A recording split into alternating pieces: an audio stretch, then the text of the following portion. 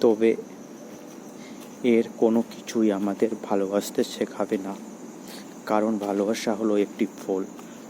আর কেবল যখন আমরা কারণটি জানব তখন এই ফল উৎপন্ন হবে। আমি কি আমাদের বলবো সেই কারণটির কি? যখন আমরা যোহনের প্রথম পত্রের সংশোধিত সংকরণটি পড়ি, তখন আমরা এই কথাগুলো পাই।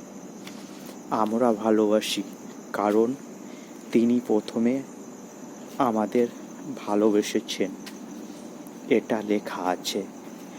আমরা ভালোবাসি, আমরা তাকে ভালোবাসি নয়, যেমনটি আগের কিং জেমস সংস্করণে লেখা ছিল।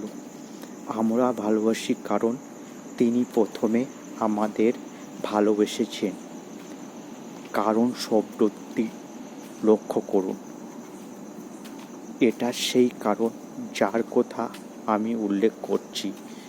যেহেতু তিনি প্রথমে আমাদের ভালোবেসেছেন, তার ফল পরিণতি হলো এই যে আমরাও ভালোবাসি।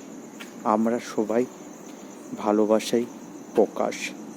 আমরা তাকে ভালোবাসি, আমরা নিজেদের ভালোবাসি, আমরা প্রত্যেককে ভালোবাসি। বিষয়টা একই।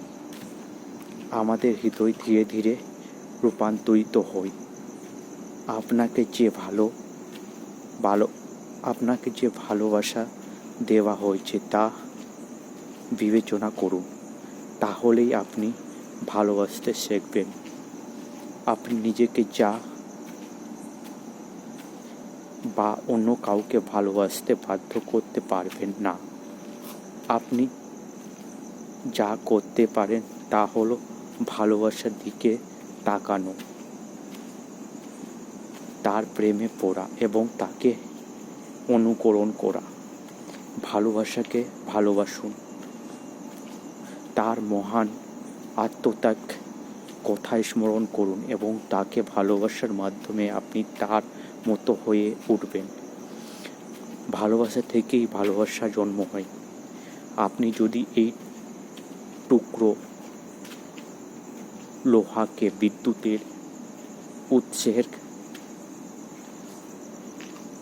কাছে রাখেন, তবে আবেশ প্রক্রিয়া বা বিদ্যুতীয় হবে। যদি আপনি এটিকে একটি চুম্বকের কাছে রাখেন, তবে অন্য চুম্বকটি যতক্ষণ সেখানে থাকবে ততক্ষণ এটি চুম্বকে হয়ে থাকবে। যদি আমাদের ভালোবেসেছেন, তার কাছাকাছি থাকুন এবং আপনি সেই ভালোবাসার চুম্বকের মতো আকৃষ্ট হবে, যেন কেউ কারণ অনুসন্ধান করবে, সে তার ফল অনুভব করবে।